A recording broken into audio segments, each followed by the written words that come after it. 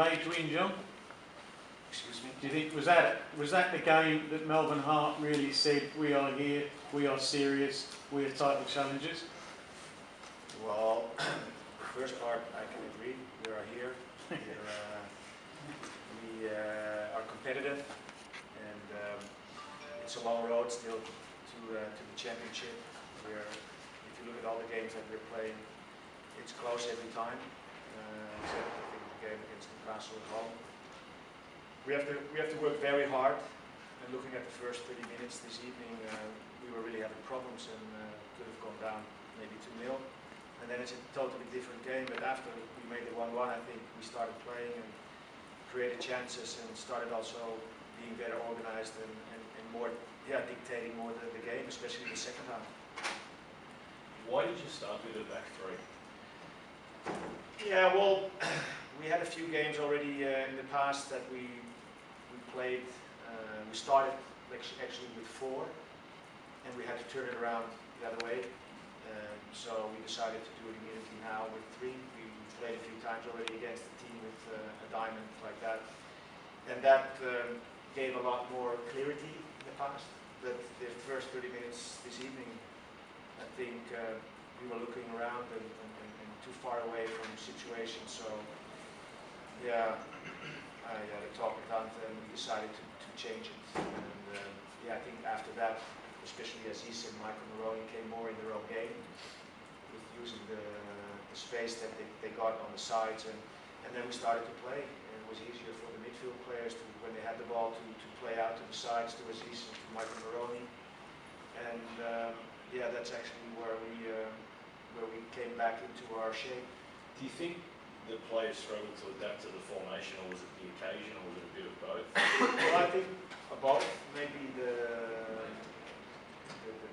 game, of course, full stadium, some nerves. It's a little bit different for some boys than the past games. A lot of attention this week. A lot of players that were in the newspapers, they have to get used to that as well. But what I already said, after turning it around, I think that was a good decision, and everybody felt more comfortable and knew what they had to do. And we left Roxham a little bit more on the ball, and we closed it more down in the midfield than in the back. John, how important is, obviously Matt just turned the game like that in 2 minutes. I mean, obviously the other player contributed, but his ability just to turn things and change things around and do those game-changing moments must be a great asset to having a player like him who's versatile as well. He obviously played him all up the field. Yeah, well, were 2 fantastic goals. From coming with what his quality is from out of the midfield, making the runs. And he got served 2 times very good as well. First from Rutger, who waited it on the right moment, gave the ball. First was a clean finish with his left, and he can better maybe explain himself. But the second one, I think, was a class finish and a great goal. All the things that fell together. A great pass from Fred. He waited, and he had to finish it, but he did it on a great way.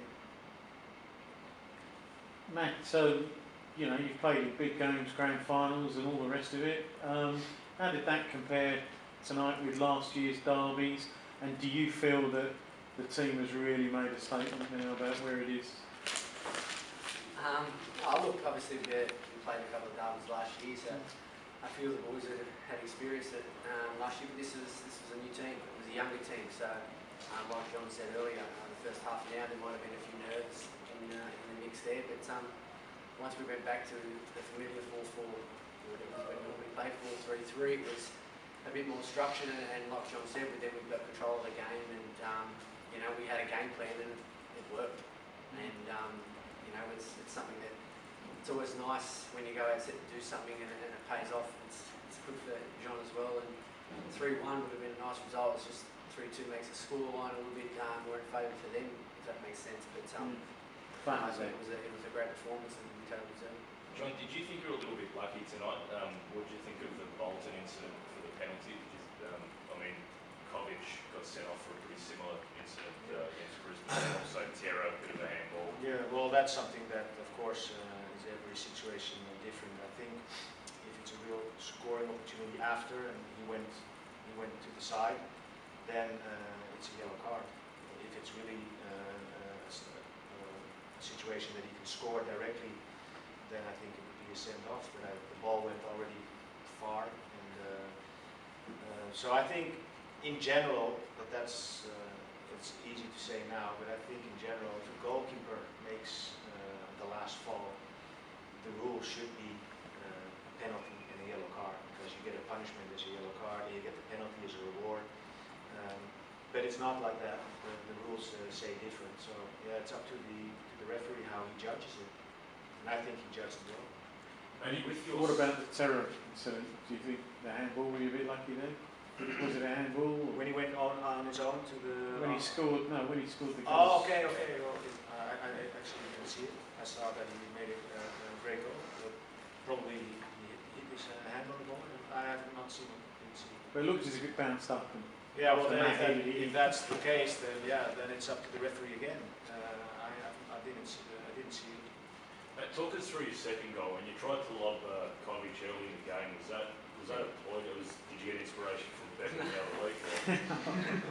No, the first one obviously didn't come off. It's one of those things that an early ball over the top, keepers are always told to sort of defend on the 18-yard box, and I knew that I was a bit deeper out and shanked the first one, and lucky enough for me, I was sort of caught in 2 minds with the second one, so it sort of came off.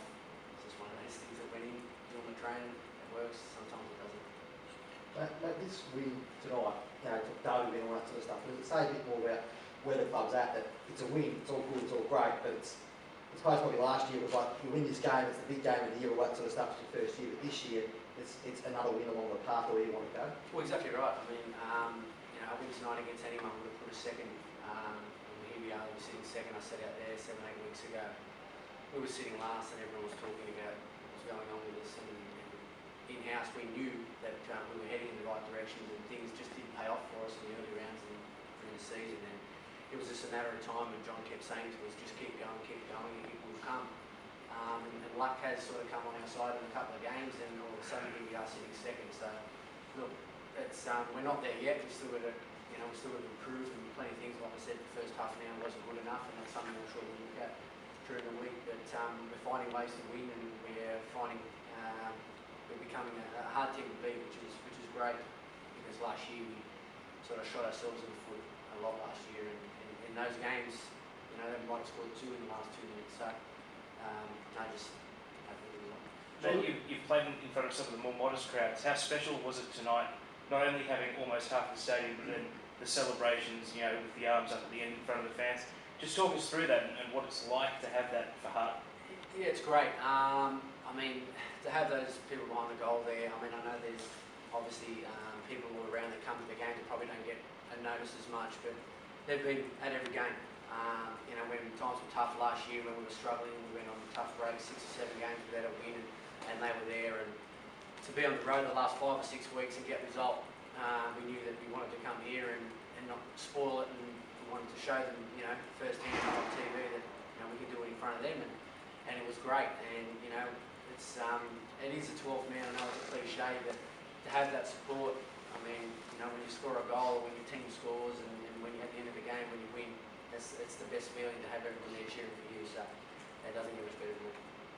Matt, you are playing more at advanced role in midfield. Are you enjoying that role? Yeah, look, I enjoyed stopper. I enjoyed left back.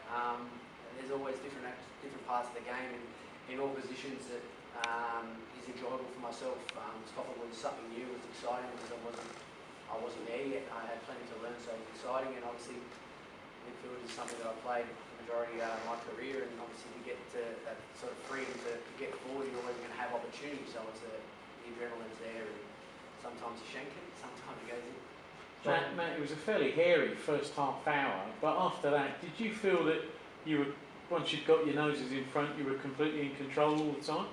Yeah, we did. First half hour, yeah, it wasn't good, but we go in at half time, sort of 2-1 up, they would consider themselves extremely unlucky. But that's the way we've been going this last 6-7 weeks. We've sort of hanging in there, and obviously luck was on our side, obviously with the penalty miss, and we were good enough to go up. And in that second half, everything it worked. What we set out to do during